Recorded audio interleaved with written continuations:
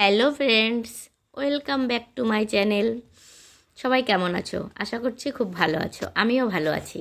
সারাদিন আমি যা যা করেছি সেগুলো তোমাদের সামনে তুলে ধরতে পারলাম না, কেননা প্রচণ্ড কাজের চাপ ছিল। সন্ধ্যাবেলা চা পকোড়া খেয়ে নিজের হাতের কিছু কাজ ছিল, সেগুলোকে কমপ্লিট করে আমরা মা মেয়ে মিলে গঙ্গারামপুরের উদ্দেশ্যে বেরিয়ে পড়লাম।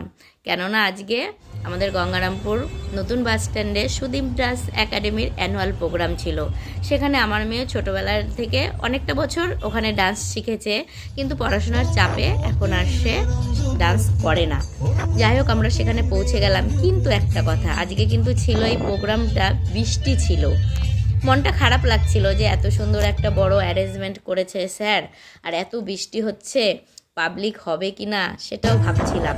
কিন্তু না, পাবলিক আর আজকাল কিচ্ছু মানে না, ঝড় জল বৃষ্টি কিছুই মানে না। সবাই ছাতা মাথায় দিয়ে দিব্যি সুন্দরভাবে দাঁড়িয়ে প্রোগ্রাম দেখছে। আমরাও মামিয়ে চলে গেছিলাম, কিন্তু আমরা ছাতা নিয়ে নিই, কী করবো। একটা বান্ধবী ছিল, সে আবার ছাতা এনেছিল, সেই একটা ছাতা মাথায় দিয়েই আমরা দাঁড়িয়ে দাঁড়িয়ে প্রোগ্রাম দেখলাম।